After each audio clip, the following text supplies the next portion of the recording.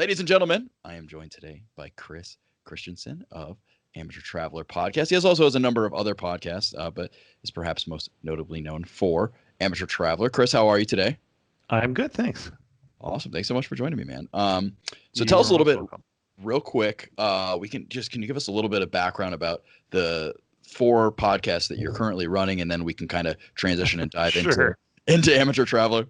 Yeah, by age, the oldest one is Amateur Traveler. I do 3 travel podcasts, and that one is a podcast that targets regular travelers, and it's been in production for 14 years now, as of July 2nd. So it started July 2nd, 2005, and that one gets millions of downloads a year. So that's the largest one I do. And then I also do the second oldest one I do is actually the only non-travel show. I do a religious podcast called the Bible Study Podcast. And then I do 2 other travel shows. I do This Week in Travel with Gary Arndt and Jen Leo. And actually, I think Spud Hilton may be joining us on that show for hosting coming up here going forward. And that show is 10 years old. And then the most recent show that I started 2 years ago with Leif Pedersen from Leif Pedersen PR is the Passport Travel Marketing NPR podcast. So that's the smallest and most niche of all the shows I do. That one is really just targeting people who in travel marketing and NPR. Interesting. Well, so you've done over 650 episodes of Amateur Traveler over the last 14 years. Like I said, we'll dive into that in a second. But before, I have to ask, because a lot of people listening to this probably struggle to balance one show. So how the heck do you balance 4 different shows? Well, insanity helps.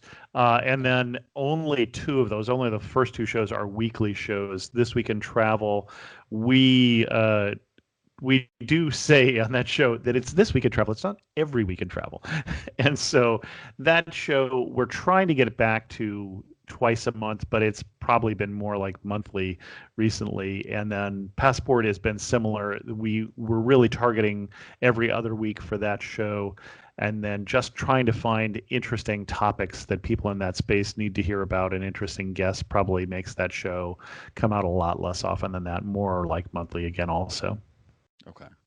Nice. And the biggest reason for that is, if you think about This Week in Travel, is a 4-person roundtable with people who are traveling. So the scheduling is a nightmare for that. I just recently took over the scheduling because Jen was getting busy. She'd been doing it for 10 years.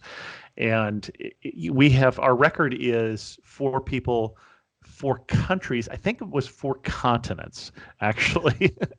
So, just even trying to get the time zones right, and, who can show up and what times can you meet with that show is just ridiculous. Yeah, it sounds like a nightmare. It sounds like Doodle's your best friend. Is that what you guys use to schedule, or what do you use?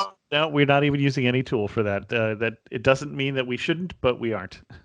Fair enough. Well, I respect it. I love it. Let's talk about Amateur Traveler, though. So, like I said, you've had over 650 episodes published over the last 14 years. 665, I think, is the current number. That's incredible. So, and I was reading a little bit about. My goal was 48 episodes a year and give myself 4 weeks off a year. Basically, I think so far I checked at my 14th anniversary and I've averaged 47. So, I'm in the ballpark. Nicely done. Hitting it out of the park there. I like it. Well done. Wow. That's how well. Okay. So first off, let's talk the origin story, and then I want to dive into how you've been so consistent. But I was reading on your blog that, you had said you had been a fan of podcasts for a number of years prior to launching it. Well, not a number of years. Podcasting had only been around for months when I started that show. So podcasting, the first podcast ever came out in September of 2004-ish. Right around that time, the first thing that we would call a podcast that had an RSS feed you could subscribe to and all that. There'd been internet audio before that. So there's certainly people who've been doing internet audio longer than that. But I started listening to podcasts when one of the shows that I was watching on Tech TV got canceled and went to a podcast, and that was probably December-ish of 2004. And it's like, well, what's a podcast? That was my what's a podcast moment. Everybody has one, who's listening to podcasts at least. Some people's what's a podcast moment is still in the future for those who are not current podcast listeners. And it didn't take very long before I went, I really love this format. I love the fact that I can hear content that I'm interested in. I should do a show. And thought about doing a tech show because I am a nerd. That's how I make my living. And but Adam Christensen, the brother of another mother, had already started doing the Mac cast, and I thought, well, I'm a Mac guy too. How many Mac shows do you need? Clearly, only one. Which there's plenty more than that now. And then thought about doing a religious show, which I eventually did a year or two later, and then had some friends over for Memorial Day, and all the best stories were travel stories. So my first plan was this was going to be a show talking about my travel stories. And I don't know if you immediately saw the flaw in that plan. It took me months to see it. But the flaw there is I was still working a day job, and I was traveling 4 weeks a year and podcasting 48 weeks a year, as I said, was my target. And that math doesn't work. You're running out of stories really from day one. And so I started interviewing people that I knew who were traveling and found that I really enjoyed that. I really actually preferred the shows at that time, especially that were somebody else's travels, because I hadn't heard those stories yet. And it was taking me quite often to places I hadn't been. And certainly when I started the show, I hadn't been to as many countries as I have now. Now I've been to, 65-ish, somewhere in that range, 63, 65, somewhere there. But I'd probably been to half that, less than half that, 20 countries maybe by the time I started the show. And so there were a lot of places I haven't been. So it was much more fun to start talking about these places that I hadn't been and to introduce them to my listeners, to both of them at that time, right? Because this is way early in podcasting. I started podcasting before the iTunes podcasting came out by a couple weeks. And then obviously before the iPhone and all those things happened, before Twitter, before Facebook opened up to non-college students, it's been a while. Well, so what did your setup look like back then? Like, how did you record it? How did you host it? Things like that. So the interesting thing is that most of the time for the show, the setup has been very, very similar. So I've been doing, for instance, since show number 5, an iTunes enhanced version of the show. I've been editing the whole time in GarageBand, which was already out. And the engineer who added in the iTunes enhanced format used to work for me when I worked at Apple as a manager in the online services group. And so she said, hey, we're coming out with this new feature. You should do this. And she has cost me just an amazing number of hours in terms of podcast production time over the last 14 years, which I have reminded her last time I saw her. But the only thing that has changed really in terms of production is the RSS feed. I used to hand code it, which you don't want to do. It will fail that way. I've gone to Libsyn, I don't know how many years ago now, and they make all of that simpler in terms of podcast creation. They were my 4th hosting provider, I think, counting one that went out of business, hosting myself. I was with Mevio for a time, and then went to Libsyn a long time ago. That simplified a lot of things on the back end. And then also Call Recorder, I don't think was around when I started doing the show. And so we record pretty much every episode in Skype. I think I've done one live episode of Amateur Traveler.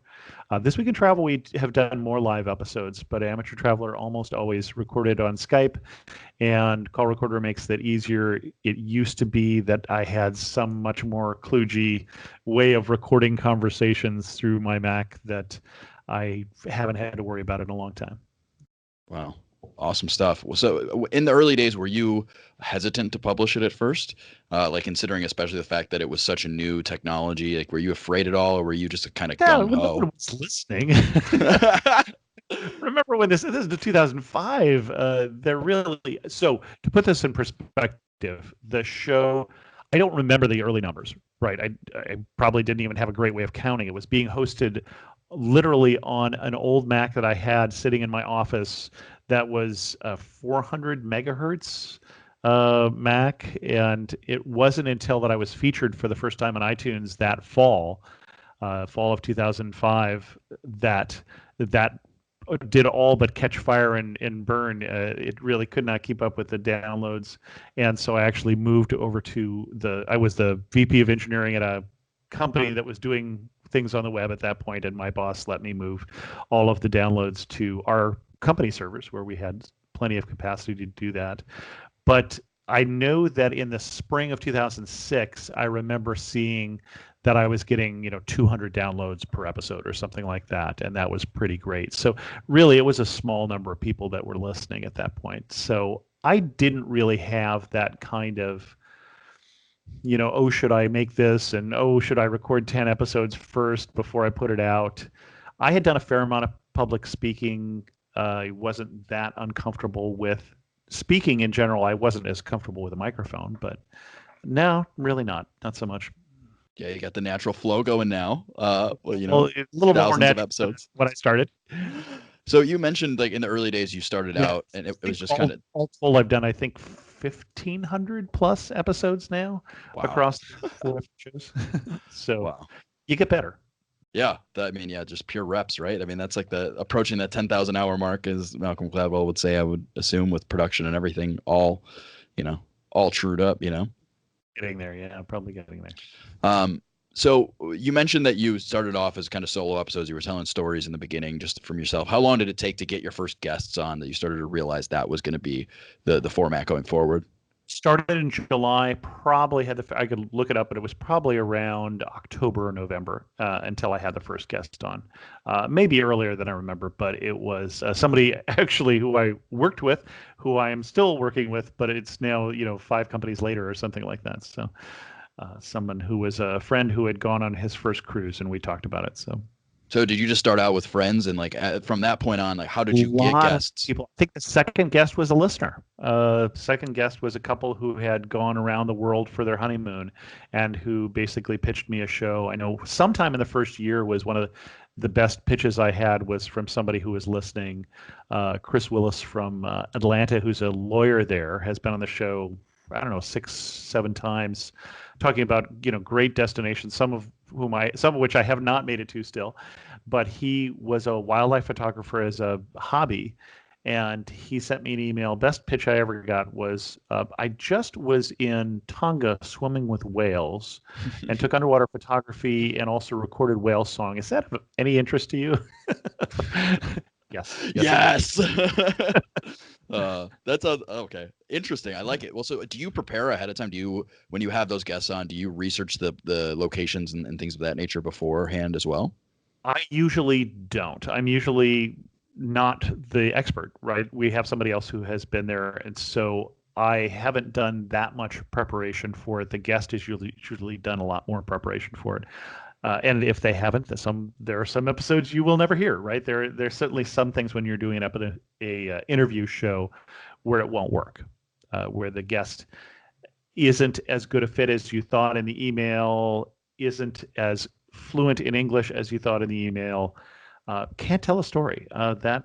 That's a little surprising to me, but I did not know how many people actually can't get from A to B to C and tell a linear story, but it happens. Interesting. Well, so that's I think actually a topic that is fairly common among podcasters who have guests and do interviews, but doesn't get talked about much. Is like how do you address that if you have a guest on, you record it, but it's just you're not pleased with the product? How do you let them know and scrap the episode? So usually I know, before we've recorded a full episode, right? I know if it's coming together or not, because I'm hearing in my head first of all, can this be edited? How much money is it going to cost me to send this off to an editor? And will it drive them completely crazy? If it's going to drive my editors crazy, at that point, I'm just going to pull the plug, and I'm going to tell them, I'm sorry, this can't edit down into an episode.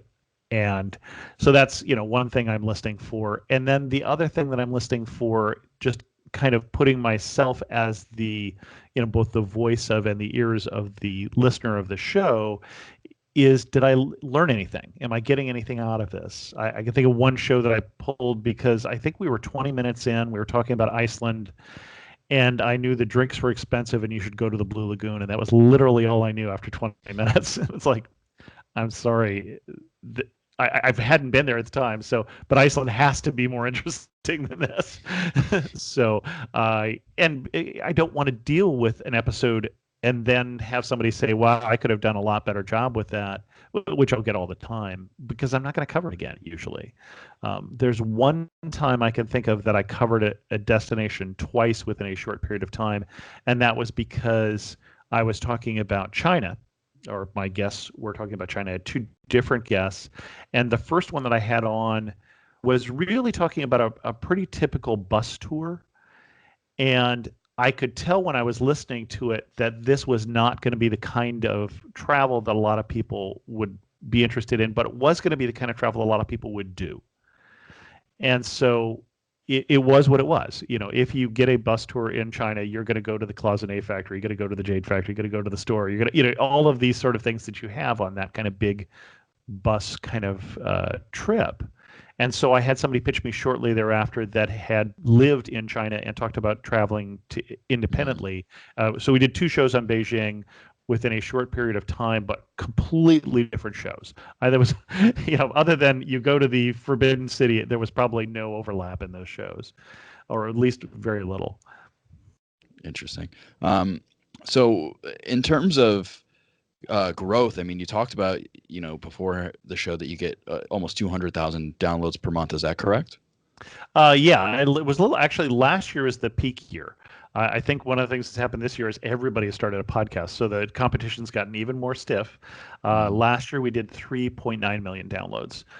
This year probably won't be quite as high as that, but we'll see. There's also other things change, and you never know quite what happens.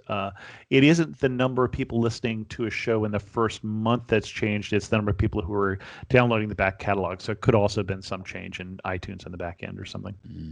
But yeah, so I'm doing on par for above 2 million shows this year, I'd say. Okay, incredible. So how did you grow that from nothing to millions of listens annually? Are there any tactics or anything like that you can think of? There's a lot of tactics, but part of it is just sticking with it. And if you go in right now into iTunes, for instance, and you want to go someplace, we have probably got a show about it, right? So there's definitely a first mover advantage we just have a lot of content. And so if you decide you want to search for a podcast about, Spain, we've got a dozen of them. If you want to search for a podcast about Tonga, how many different ones are you going to find? And so that's definitely been an advantage. As I put out the show, I have always done promotion of the show. Probably originally more on, well, not originally, but as the social networks came up, as Twitter came out, as Facebook went public to people who are non-college students. At first, I was doing more of that. I don't do as much of that today, just because you just keep looking at what is working and what is giving you traffic, and I'm finding that those are not as effective as they used to be. Email lists and sending people that, writing the tourism board and letting them know that we've just done a show about theirs doesn't often produce fruit, but it does establish me as somebody who is in the field that they may want to know about, so that serves that purpose. But basically, I have a list of things. Every time I put out a show, I'll make sure that I tweet about it, put it on Facebook, put it on LinkedIn, put it on Pinterest, put it on Trav Media, which is another outreach to PR people. We'll write about it later on in the email newsletter. So there's constant promotion. There's some PR, but a lot of it has just been cranking out shows every week and getting discovered. Probably number one way it's been discovered is either word of mouth or through iTunes, through people discovering it in that area. Okay, that makes sense. Have you experimented at all with collaborating with other travel bloggers or podcasters? Oh, sure. Well, most of the guests on the show these days are other travel bloggers. Occasionally travel podcasters. There are more of those now than there used to be. Used to always be travel bloggers. These days it's easier to find travel podcasters. That is a great way to get your things discovered. I think one of the things that we've always noticed with This Week in Travel, for instance, is we'll do, 11,000 downloads for a show or something like that. No, 11,000 downloads a month, 5 to 7,000 downloads for a new show. But if we have, Corey from the Irish Fireside on, who is a podcaster who has his own audience, we'll see a spike in traffic and things like that. So you definitely have those sort of things. And it works both ways. I've had other people who, well, I had Nomadic Matt say one of his first big breaks was being on the Amateur Traveler way back in 2006, probably. Gary Arndt, who's won a lot of travel awards now and has one of the leading travel sites. I don't think not that many people had heard about him when he was back on this show for the first time in 2006, 2007. So it does work both ways, where I'm promoting people, and then they're also getting exposure from their audience. And sometimes they don't have an audience when we start, but they may grow an audience later. So it doesn't hurt, but it also gives you people, I find, who are good guests. I find that the travel bloggers and podcasters, even more so, tend to be good storytellers. Some of them are better than others, and better is a relative term. Better for my show. So my show, for instance, is a little more. Well, somebody just wrote a post. I don't remember who did it, talking about different categories of travel bloggers. And they had the encyclopedists, and my face was what they used as that. And Gary was another person they mentioned too. People with encyclopedic knowledge of travel who have, clearly done a lot of travel, but also have, pretty decent memories and pretty good grasp of history and things like that. So if you are somebody who just does, we just go to the beach and we ride the jet skis, that doesn't make you a good match for my show. Compared to somebody who may be less well known, like I think of History Travel Fangirl, or whatever her name was, Stephanie, when she was first on the show. I don't think she had a big following, but had a real good storytelling ability for my audience, which is, we want to go a little deeper. We want to talk about why this destination is different from some other destination, culturally or historically, or, tell me about a UNESCO World Heritage Site or a national park or something that makes this different. And that's where I turn down a lot of pitches, for instance. I get, lots of pitches these days. I don't have to look quite as hard for guests as I used to. But part of the thing you have to figure out is, who are you for, right? And then by doing that, you decide who you're not for. And then there's going to be a set of guests that make sense for the audience that you're doing, for the show format you're doing. And somebody just said, for instance, they pitched me the haunted such and such or whatever, and it's like, yeah, no, don't care. But I've got a friend now, Sharon Blumenfeld. She does a show about that. Go talk to her. You'd be a good guest for her podcast, just not for mine. And so, how long did it take you to figure that out? Like, exactly what you stood for, right? Well, I mean, partly it's what's interesting to you as a guest, because you're the one who's putting in all the work. So that part, you don't necessarily consciously say, I have decided I'm for this and not this at the beginning. I don't know when I wrote the Amateur Traveler Manifesto, but that took some of the ideas and put them into words and kind of defined it for me in somewhat. But it probably took better part of a year at least to start to figure out, and then it has refined over time in terms of what is the show about and what is the show not about. I mean, I knew pretty quickly that it wasn't going to be about a Club Med vacation where it's the same no matter where you are in the world. It's like that's boring, right? Mm-hmm. I want to know why I want to go to that location. What makes that place different? And partially, I think I decided fairly early on that I was going to do a show for a North American audience, for, specifically really a U.S. and Canadian audience, because we're doing it in English. So that doesn't appeal as much to the audience in Mexico. And especially in the U.S., we don't have a lot of vacation. Okay, so you got to pitch why this destination is worth that precious vacation time. We're not talking about a France audience that, we got all August, where should we go? Right. And it's also got to be worth flying to. So if we're going to talk about someplace, I just turned down somebody, for instance, to do yet another show about Thailand, because they pitched me a beach destination, but all they pitched me was the beach. like, okay, there's a great beach and there's great snorkeling. It's like, yes, but you just described 100 different places, and most of them are easy to get to than Thailand. So why am I doing that instead of going to the Caribbean or instead of going to Hawaii? What makes that place a place I have to get to for some segment of the audience, at least? Mm, that makes sense. What does your process look like for recording? I mean, if you're putting out 47 episodes a year on average, I mean, are you interested at all in batch processing interviews, or is it constantly just like a week by week thing, or what does that look like for you? Well, no, you can't do it week by week. You'll drive yourself completely batty because then you'll have the one that didn't work. Mm. Right. So you have to build in a buffer. You have to work a little further ahead. And I also work now with a couple editors who have taken over the audio editing for the show. And then one has also taken over the iTunes enhanced version I mentioned, putting in the pictures and links of things that we do and making the show notes. And so I need to give them advance warning. I don't want them working on this week's show because that's a lot more pressure and something can happen in their life. And so right now, for instance, have 5 shows in the can. 1, 2, 3, 4, 5. Yeah, so that's a comfortable place. 8 is like crazy. Occasionally happens, and then I stop recording things because it just gets awkward when you're that far ahead trying to think of it. And 1 is very uncomfortable. 1 is I just got back from a trip and I really need to record a lot of podcasts right now. So, and then I'll try and do, 2, 3, 4 a week or something like that until I build up a number of shows.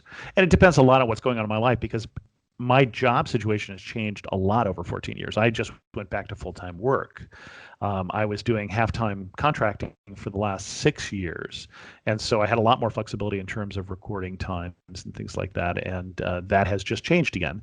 And most of the time that I have been doing this, I've been doing full-time work as a nerd, as a software engineer, manager, executive, or something like that. So it really helps if you can plan in advance and then to have a schedule. So my shows come out 7 a.m. Saturday morning. And so because I have that schedule, I know how to plan for when do I have to have the audio edit done, when do I have to have the show notes done, when do I have to have the chapters done in the iTunes enhanced version, when do I have to have the graphics done, and know, how long that will take, how many graphics I will have, 3, 4 if you count the two versions of the square one, but there's a Pinterest vertical one, there's a horizontal one for Twitter, and then there's a square one for the layout on the web page. So you can put things in a process, and it does make things easier. It's easier to stay a little more sane. I have a checklist for every single show, and I'm checking off what steps I have done. Even though I've been doing it 14 years, it's just easier to keep track of if I know.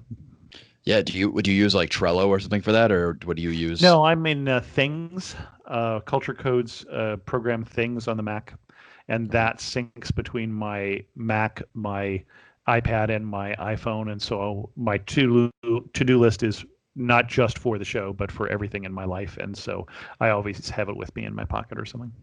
Awesome.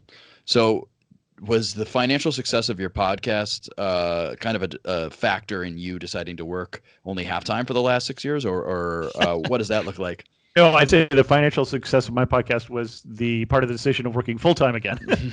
So I wouldn't say we've gotten to financial success yet. We've gotten a lot of different opportunities, but I don't right now. So I live, in a house with a mortgage in Silicon Valley, and so when we talk about replacing the podcast income, I'm really thinking 6 figures. Just to be clear here, for some people, you're replacing something that is, hey, I can go live in Chiang Mai and only need, $10,000-$20,000 a year.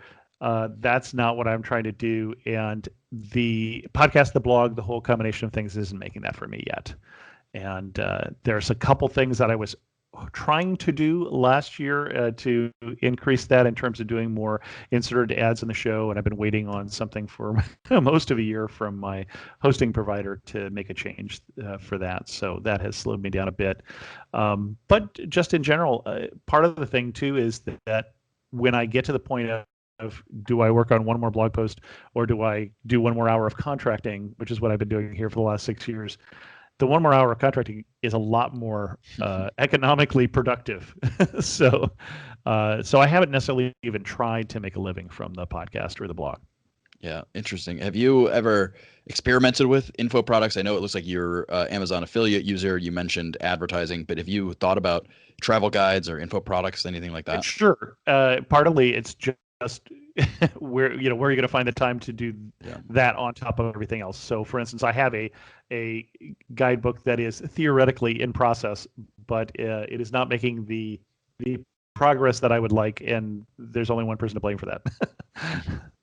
Yeah, it's fair. It's always it's tough, right? You got to make those those trade-off decisions, like what is gonna what might work in the long term versus like a very real short-term engagement, like an extra hour of contracting that's very certain, right? And so, well, and the tough. other interesting thing for me versus some other people you may talk to is I am in spitting distance of actual traditional retirement. So at some point here in the next, well, definitely in the next 10 years, I will not be doing the day job and will retire in the fashion like my father retired, right? Not in necessarily in some way, except I won't actually stop working. I'll just only be doing the blog full time. But that is something that's a little different for me. And this is the other reason I'm not on the road full time is my wife has a full time job and she's not interested in going out on the road full time. I don't think we will ever go out on the road full time. It's just not in our plans. And so I don't know. You ask me next year what I'm going to do financially and what job I'm doing and things like that. I honestly don't know how this ride is going to play out, but I'm having fun on it. Yeah, that sounds awesome. Have you used the blog and the podcast for different travel perks and discounts and things like that? Yeah, absolutely. Yeah. Not at first, because that just wasn't done. Basically, nobody was working with bloggers, to the best of my knowledge, back in 2005. I'm sure they started before I had, the first time that anybody offered me a trip was 2010. So about 5 years that I had been podcasting before anyone said, "Hey, would you like to come down and review our resort?" And at that point, it's like, well, I don't know. I got to talk to my audience, and what do you guys think? Is this okay? It's like, go, have a great time. Tell us about it. Just be clear that that's what you're doing. So yeah, no, I've had amazing opportunities. 2 weeks in Jordan as a guest of the tourism board, or wow. So on a safari in Botswana last year, a luxury safari for better part of a week, and then luxury camp for a couple nights. But on the other hand, I picked up airfare for that. So it depends what you can get sponsored and who you're talking to. We were on a barge cruise, a luxury barge cruise with European Waterways in the south of France this year. Great experience. Again, they weren't sponsoring for airfare, so we paid our own airfare over with miles and things like that. And then while I was there, Slovenia, who also didn't have budget to fly me over, said, "Well, if you can get to Europe, though, we'll sponsor you for a week." And so, yeah, no, I do that a lot more than I used to. Worked with Germany. I've worked with different resorts. I've worked with domestic destinations as well, but not all the time. The advantage of having the day job is sometimes I just pay for travel and I don't worry. I don't owe anybody anything. Or I'll do trips. For instance, we were just on a trip with listeners of the show, which is not sponsored. Usually I'll get enough people that will pay for my trip. A little smaller group this time, so it didn't, but I was, went down to overland trip from Johannesburg to Victoria Falls with listeners to the show just a month and a half ago or so. So it's a mixture. Very because cool. I do have the day job, I have the option of doing it or not doing it, or turning things down if they're just not interesting to me, or I don't think they'll be interesting to the audience. Got it. So is it are most of those opportunities inbound, or do you seek them out, or is it a little bit of both? It's a little bit of both. It is predominantly inbound. Well, it's a little hard to say. So you go to the different conferences, for instance, like I'll be at TBEX here in September. I was at International Media Marketplace in New York in January, and you're going there to make those contacts, and you'll pitch different things. Sometimes you're doing a specific pitch, and sometimes you're really just kind of trying to get on their radar for different things. I've had things come completely out of the blue. Hey, can you go to the Yukon next week? Um, where and quite often that's because something fell through, somebody can't make it, or somebody just wasn't planning well enough. In the Yukon case, it wasn't the Yukon, it was Canada, Destination Canada. It just really didn't get their act together. They were supposed to find something for the Yukon Tourism Board, and they just did. They came back and said, yeah, nobody from the U.S. wants to go to the Yukon over 4th of July. It's like, yeah, no, that's not true. um, and then I've had other things where I got a newsletter from Germany 2-3 years ago. And I guess it was 2017 was the 500th anniversary of the Protestant Reformation. And so I got their newsletter saying we're going to be doing all this with that. And I said, I made him a pitch and I said, hey, here's here's me, here's Amateur Traveler, here's all the numbers we've done for every show we've ever done on Germany. So we had shows that had done 35,000 downloads for, somewhere in that range. Everything had done at least 20,000 that had been out for a year. And, here's some of the articles we've done on Germany. I'm half German. I'm Lutheran. I also do this faith-based podcast.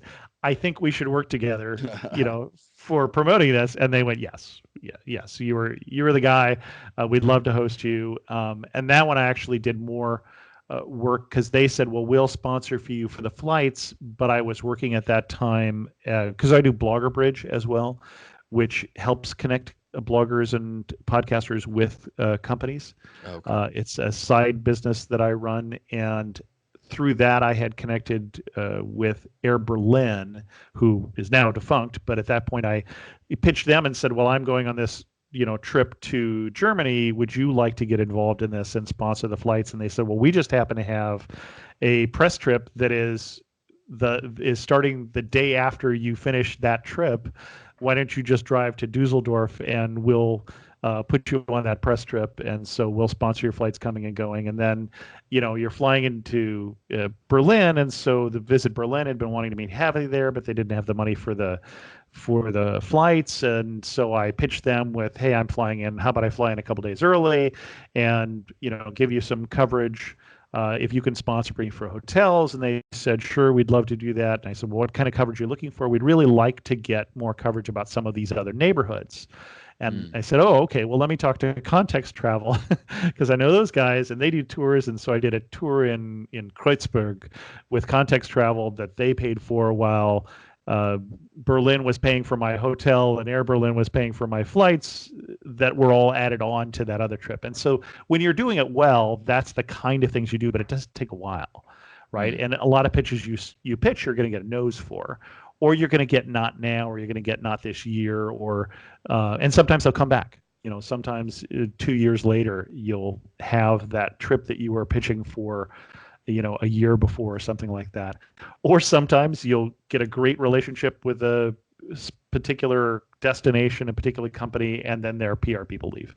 And then you have to start all over again. So it's a lot of work, and it's the people who do it for a living in that fashion, who aren't doing so there's a lot of different ways that travel bloggers make a living. Travel bloggers, travel podcasters, and some of them are making a living off products, for instance, and don't care if they ever get sponsored by anybody. They're just going to make something that they're going to sell. Some people are making a living, and they're actually doing sponsored travel where they're getting paid for that particular engagement. That part of it takes a lot of work, a lot of pitching. Or they're doing freelance work where they're actually pitching traditional magazines and things like that for that kind of writing on the side and doing both that and the blogging. And there's a lot of different models. None of them that without effort in my experience. Right. And that, there's no free lunches, right, in anything. But a lot of people are going to hear this and they're going to think to themselves, wow, what a cool lifestyle. You get to go around and get free stuff and all you have to do is write and produce about it. Well, it's not free. So first of all, if you're thinking free stuff, you're doing it wrong, right? You are providing them with value. And if you're not providing them with value, then don't plan on me doing this for very long because they all talk to each other. And so you have to be thinking about, and sometimes I will turn things down because I'm sorry, I can't get you value for that. So I have somebody who keeps pitching me for local shows. Come up to San Francisco and see this show, which would be fun. And it's not a lot of money, but it still would be fun. But the problem is, I can't really write about the show that's just going to be there for a couple weeks Mm-hmm. on a blog and get you any value. And so I will turn those down because I can't do for you what you need. I'm not the right person for you to work with that. If it's something where it's going to be there long term, it's going to be there for 10 years, then I can get you a lot more value. But there's a lot of things that just aren't a match for what I can provide. And so you have to think about it that way if you want to be somebody that people want to work with next time. Or that you're able to tell their friends, hey, that Chris guy, he's a good guy to work with. Yeah, that's super smart to play the long-term game, which is probably why you've been so successful over the last 15 years. Does the blog and the podcast ever take the fun out of travel for you? No. I don't know why not.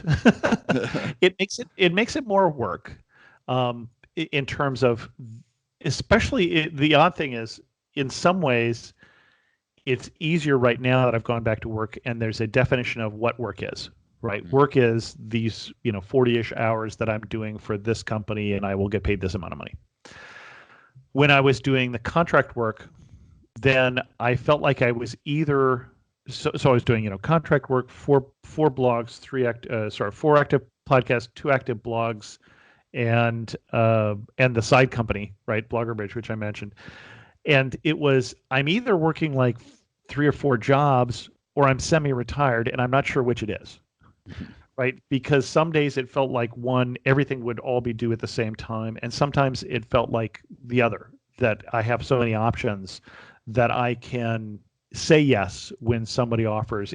This year, for instance, I've had to say no to things that I would love to have said yes to, because I have joined a startup company and we do have some deadlines that we're really trying to meet. And even though I joined it with the understanding that even though they give 3 weeks of vacation a year, I will be taking more than that, right? Because I'm still going to be doing this travel blogging stuff, but not this summer. This summer is just crazy busy. And so I turned down trips to Uzbekistan and to Italy and to Greenland that I would have loved to say yes to. When I was doing more of the contracting, I was able to say yes to more of those things. And so it felt a little like I was partially retired. Again, or working 3 jobs. So for some reason, I still enjoy doing the blogging. I still enjoy doing the podcast. The writing is actually the hardest thing for me. The podcasting is easy. Put a microphone, I can talk. And so the writing, I'm always behind. The video, actually, the video is worse, because the video I am like literally 5, 6, 7 years behind into. I have video that may eventually make it out there where you're going to be able to look at me and go, well, he hasn't had that beard in years. But because you can just only do so many things, you just have to prioritize what you're going to do. And for me, it's the podcast every week is the top priority in terms of the travel stuff. Right. That seems to be kind of the sentiment across the board, is like you can really only pick 1 or 2 platforms to dominate, and that's all you really have bandwidth for, especially as a 1-man or 2-man team. Yeah. Well, at least that is my experience. You do have to say yes. And one of the things I said with social media, for instance, is you have to reevaluate then too later on, is that still working? Right. And so, I don't put nearly the time into Twitter that I used to, for instance. It wasn't working. You look at the stats and you go, it's not driving traffic. Even if you're getting a lot of mentions, a lot of likes and things like that, is it actually driving traffic? And so I've gone to more of an automated strategy with Twitter rather than a manual strategy, because I wrote a program that I could do that with, because I'm a nerd. So anyway. Well, nerds run the world, so I've been told. So I'm a fellow nerd, and I think most of our listeners probably are too. So we will unite forces. Last question before we can kind of give some shout outs to where people can follow you, and then we'll wrap up with the final 5. But overall, you've been in the podcasting game since pretty much the early days, the very beginning. The funny thing is, I thought I was late. because Is it? it had been going on for like most of the year. It's Uh, ridiculous now. But and I say that somewhat because if you're thinking about doing a podcast, you may 20 years from now say ha ha ha, I thought it was late, right? There exactly. Well, may so be, in some ways, it's easier to get in today than it was when I did it. There are a lot more right, people listening. that's a good point. Yeah, and I mean the barriers to entry are obviously much lower. You don't have to run your own server, for instance, right? Competition is a lot higher, True. but the barriers to entry are a lot lower. Right. So where do you see podcasting going over the next 10 years? So podcasting has it's the interesting thing about podcasting is if you listen to the press, especially the press coming out of New York, you'll see these stories about podcasting, and then it died, and then it came back, and then it died, and now it's got this new renaissance, and podcasting, and well, it really came back with this show or that show or whatever. It's all crap. None of that is true.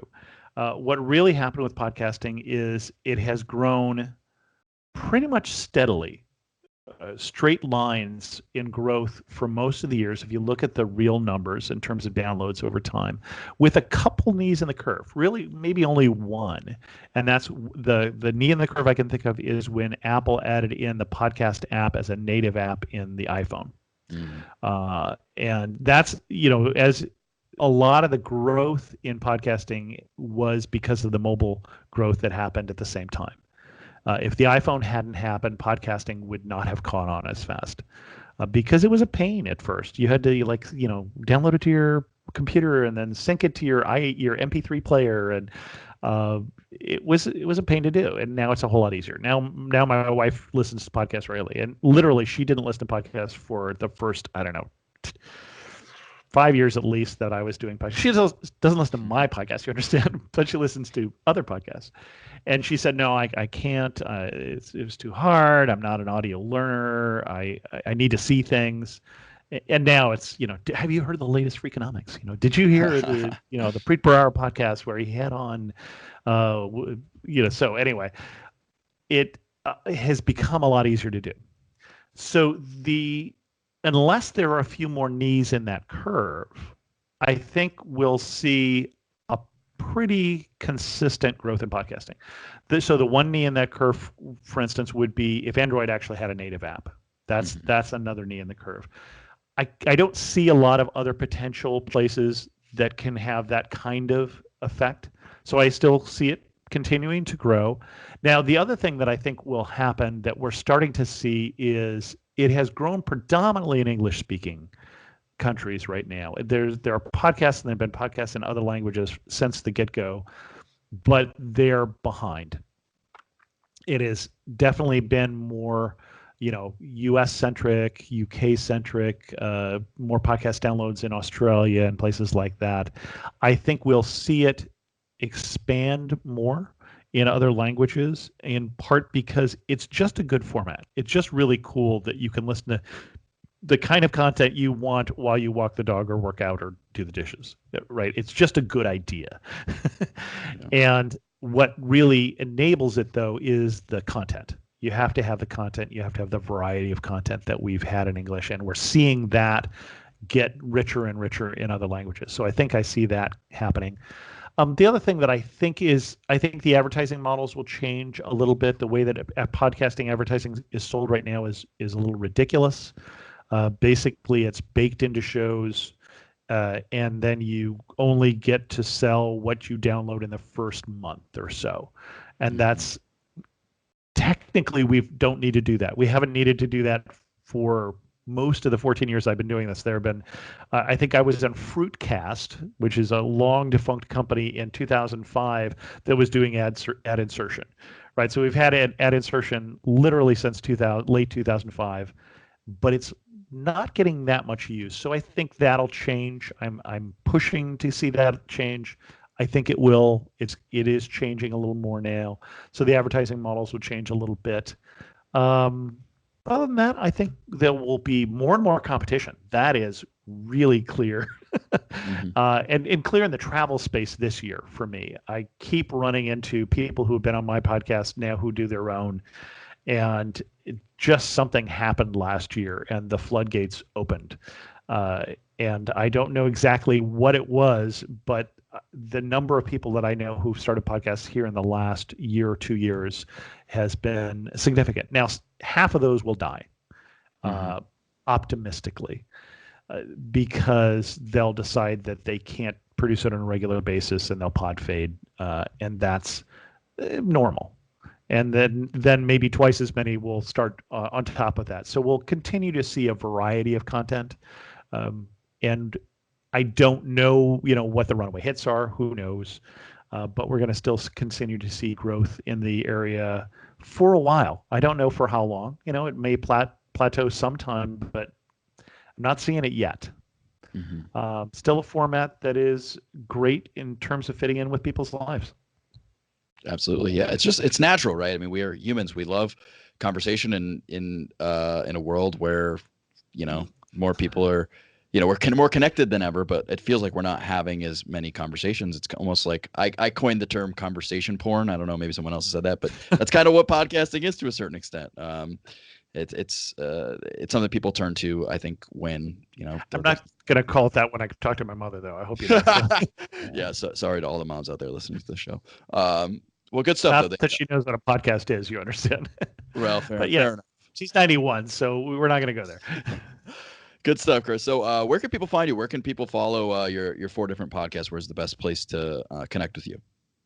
Different places. So Amateur Traveler, you can find Amateur Traveler podcast and also This Week in Travel podcast. That can also be found at thisweekintravel.com. You can find me online, Twitter or Instagram at Chris2X. Facebook, facebook.com/amateur traveler, or facebook.com/This Week in Travel, or facebook.com/The Bible Study Podcast. That one's got its own website as well. Passport right now is available on the Bloggerbridge blog, although that may move. So blog.bloggerbridge.com is where you can see the blog for that has those latest episodes if you are in travel marketing and PR. Awesome. Well, let's wrap up with the final 5 here, Chris. What is the best book that you have read recently? Best book that I've read recently is an audiobook. I'm hoping we're counting audio as reading here. Tom Stranger and what's the name of this book? And the Tom Stranger's Interdimensional Insurance Agency, or something like that. It was actually a free book from Audible, narrated recently. Came out, I think, last month. Narrated by Alex Baldwin. Short book, 2 hours long, hilarious. Okay. Nice. Who are some of your favorite podcasters right now? I saw you listen to 70 to 90 different podcasts. Who are some of your favorites? It's probably a little less than it used to be, because I do more audiobooks and online courses as well. I haven't counted that back up again. Yeah, it used to be at 90, and then I went back to 70. It might even be a little less than that. I love some history podcasts. So probably one of my favorites is the Revolutions podcast, which is the same person who did the History of Rome podcast, but he ran out of history there and has been doing for I don't know how many years, a great revolutions in history, starting with the English Civil War, and he is currently starting the Russian Revolution. And he's catching up to modern times. I don't know what he's going to do when he runs out, but does a great podcast. That's one I'm enjoying. Freakonomics is a terrific one. Mac Power Users love. Daily Tech News Show is a daily one. I think the only daily show I listen to right now. It's tough to get me on your list if you want to produce a daily show. So good stuff. What does your ideal pizza look like? So the ideal pizza is at Pizza My Heart, which is a local Bay Area chain, and it's the Wednesday specialty pizza, and it is pastrami and peppercini. Interesting. I don't think I've ever heard of that combo before. The best pastrami pizza I have ever had. They might have the only pastrami pizza. And it's also true. And peppercini. Okay. All right. I respect it. I got to try it before I judge it. Not that I have met a lot of pizzas that I don't like. You understand, but fair enough. So dead or alive, any person in history, you said you're a history buff. I'm curious to hear your answer. Who would you like to interview for a podcast? Well, I would definitely choose dead. Okay. Oh, sorry. The choice was who? Abraham Lincoln. Okay. Huge Civil War buff. don't know that we really even know the man, even though we've written so much about him, and he can tell a good story. So that would definitely be somebody I'd love to have on the podcast. Yeah, absolutely. Well, here I'm coming at you live from the land of Lincoln right here. So I am a big Abe Lincoln fan myself. Number 5, wrapping it up here. If you were to start from scratch today, knowing what you know now, what would you do differently if launching a podcast? What would I do differently if I started today? Well, some of the things are changes that I did early on when I would think more about, does this is advice I give to people who are starting a podcast. The thing, as I said, that didn't work for me was my strategy and my audience and my time didn't match. Right. I'm going to do 48 weeks of show a year about my travels. So what I encourage people is make sure that all of those things line up. What are you trying to get out of the podcast? For instance, I've had friends that's like, well, I'm doing a podcast where I'm interviewing other travelers. Okay, great. That sounds like a terrific show. And what are you trying to do with that? I'm trying to pitch destinations, why they should have me there. Okay, but you're not doing a show for destinations or about destinations, or that you have anything you can offer destinations. And so that is what I learned in the process of figuring out that my strategy was bonkers. So next time I would hopefully think about that ahead of time. Whether it was a travel show or whatever, is do you have a good match between what you're trying to get out of it, what the audience is trying to get out of it, what you're providing, what your schedules are? All those things have to work together. Awesome. All right, Chris. Well, thanks so much for coming on the show, man. It's been a lot of fun. Everyone, be sure to Welcome. check out Amateur Traveler. Yeah, thanks so much.